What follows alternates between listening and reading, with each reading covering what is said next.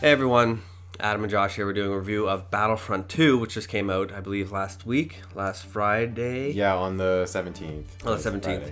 Now, obviously, there's a lot of controversy behind that. We kind of covered it in the one news video we did, but I'm sure most people have been reading about it, about EA taking away the microtransactions for it, at least for now. They haven't said that they're out forever, just that they're out for now, which probably means they're going to bring them back later.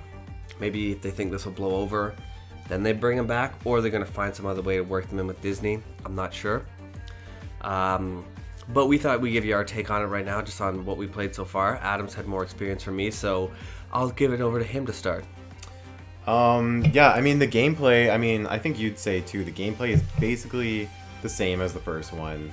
Like, the star card system is different, and I do like it, but still the issue is, like, just getting them. Like, loot crates, we'll show you in this video. Loot crates are so expensive. They're 4,000 credits.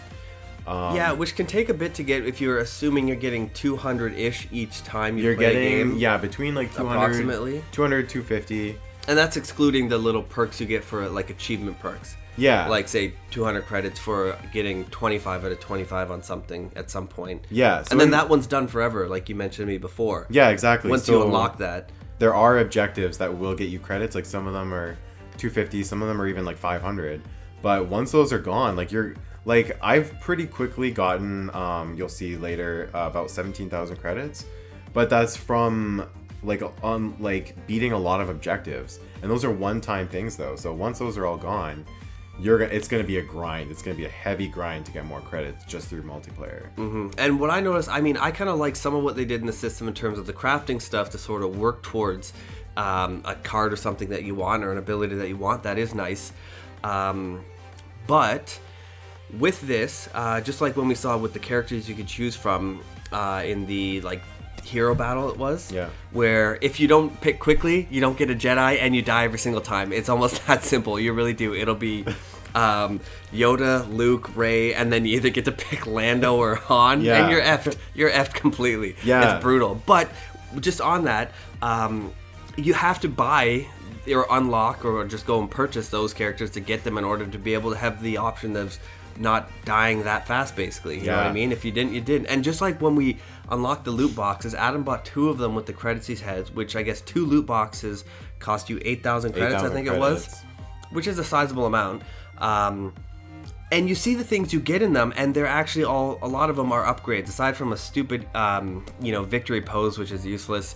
You get some crafting parts, which is fine. You can break those down. But for the actual bonuses you got, those are pretty effective. You use those in the game, so you think, you understand why if they kept those microtransactions in the game and people wanted to use them, pay for them, they could have so much stuff right away. They could just be owning other people with those things. It's bizarre. I was surprised to see that much in the loot crates. You still have to sort of in-game pay for the loot crates, but I was just surprised with the amount of stuff in there that has substance in terms of how you're going to do in the game, how well it's going to affect you as a player.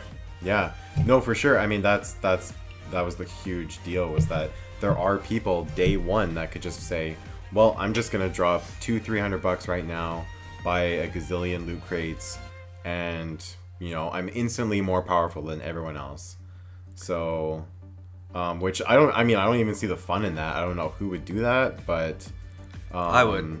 Well, yeah, obviously you would, but however, that being said, this, I don't think everyone knows this. Maybe they do. I didn't know it until the other day when I was looking online just to see the Battlefront in the PlayStation Store. I'll see if Adam knows. But you can still get bonuses in the game. You can still do a mini microtransaction that's just hidden as a microtransaction, which is what it is. It's like many microtransactions, so to speak. For about $30, you get the Battlefront 2 Elite Trooper Edition. Did you know that, Adam? Oh, I did see that. Yeah. You get, better things for for buying that. You get some perks and everything that you wouldn't get otherwise just with the regular game. And these things do have an effect in how you play online, what you can do. So those are still in the game, basically. You buy this edition for $30 extra. If I bought it, I would have things in the game that Adam doesn't have yet, or he would have to spend his money on in the game, like his in-game credits, or just grind for. But I paid for it right away and got it. So EA is still kind of getting away with it here. Even they took away the big microtransactions. You buy this, they list off what you get. Yeah. But it's stuff that will definitely give you an advantage in multiplayer. Yeah, so that's still a problem. I mean, the microtransactions are gone for now, but it still does feel a little bit of a problem just with how hard it is going to be to get loot crates. And like Josh was saying, in the beginning of the game, it's kind of a choice. Like, I was thinking, okay, do I save up? I was at 17,000. Vader and Luke both cost 15,000. So it was like, do I spend these on these characters now? And then, like, I'm going to have to grind in the multiplayer forever to try and get more, like, loot crates and star cards?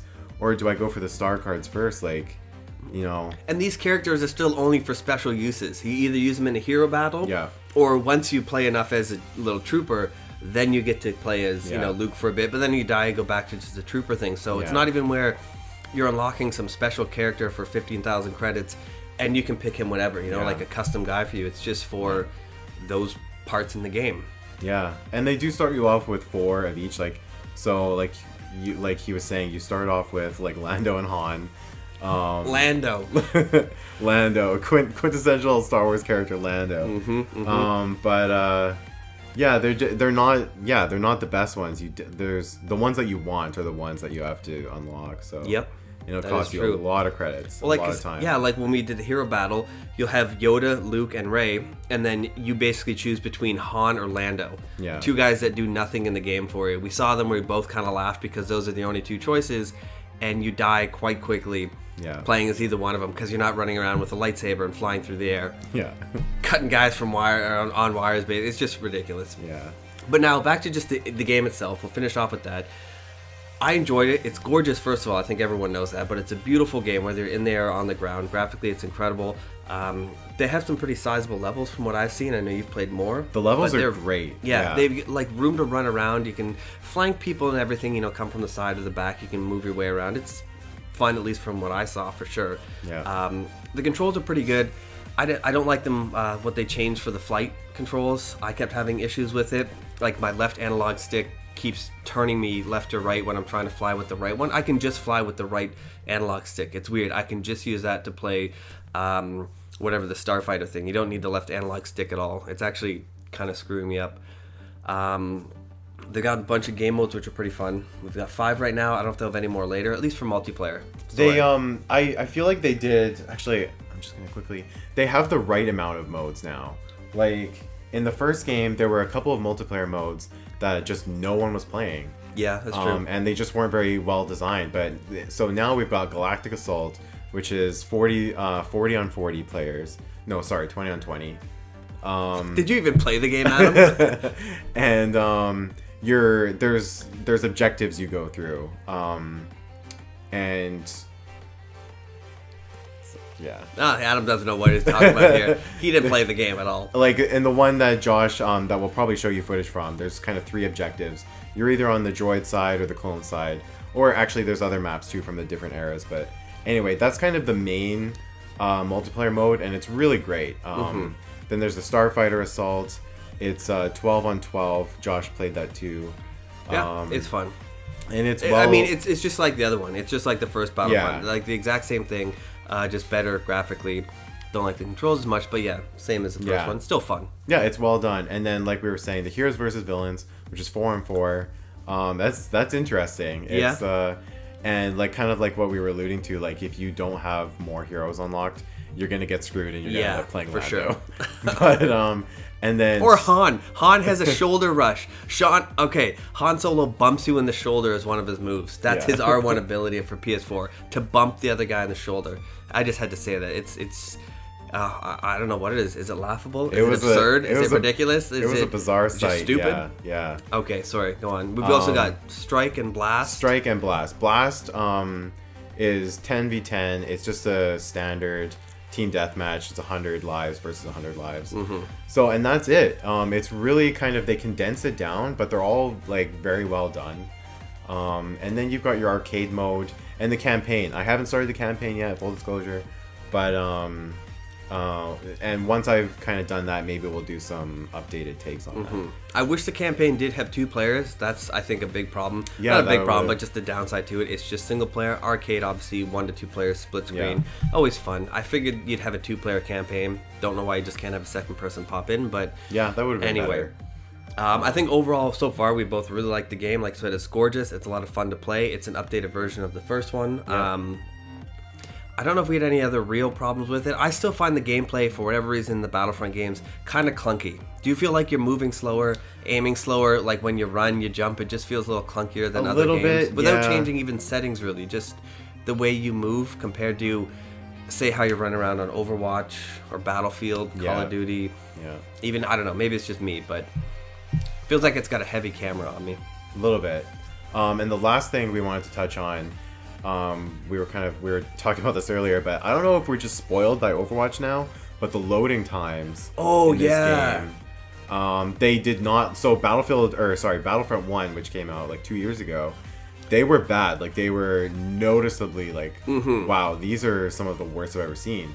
And in this game, they did not really improve that. I was really surprised when I first loaded it up. Yeah, next time you play, just have your little stopwatch beside you. When you kind of hop into a game, start it. Once the game actually starts, stop it. And do that for like 3 or 4 games when you're playing. And just count how long you were actually sitting there waiting to play a game. You already said, okay, I'm going to play this, select, let's go. Yeah. And then just count the amount of time you actually just sit there watching this planet on your screen. That's all you get, just the text of where you are on a planet. They could at least be showing you something cool. I don't know, do something, show some in-game footage, show some information about some of the characters, whatever. But yeah, Adam's right. And bad loading times. Even just backing out of a certain mode, like if I want to back out of the Galactic Assault and switch over to Blast or something, it's a long process just to back out of it and then go into the other one. And I feel like in Overwatch, it's instantaneous. Yeah. Like if you just want to quit a match and quick play, you're out in 2 seconds. Pretty much, there's no loading whatsoever. So, I don't know. That's something else to consider. But overall, I think we both feel positive about the game. I do. What would you go right now at a 10? 0 to 10, what would you give this? Let's wrap this up. It's already 12 minutes. We wasted 12 minutes of these people's time. They'll get over it. Out of 10... on the condition that there's no in-game purchases. Right. Yeah, we'll go with that for now. I would probably say, I don't know, 8. Okay. Mine would be a 7. Just with everything we played, when we saw the loot box stuff, what you need to buy, and the gameplay itself, I'd say 7 right now. It's still absolutely gorgeous though. I love it. But yeah, I'd give it a 7 overall. It's fun to play. I know we're going to play it some more, but yeah, I think that sums up our views on it right now. Yeah. All right, guys. Thanks for listening. Bye. Hey, everyone. Thanks for watching. Like, share, and subscribe if you want to. We're just thankful you took the time to watch the video.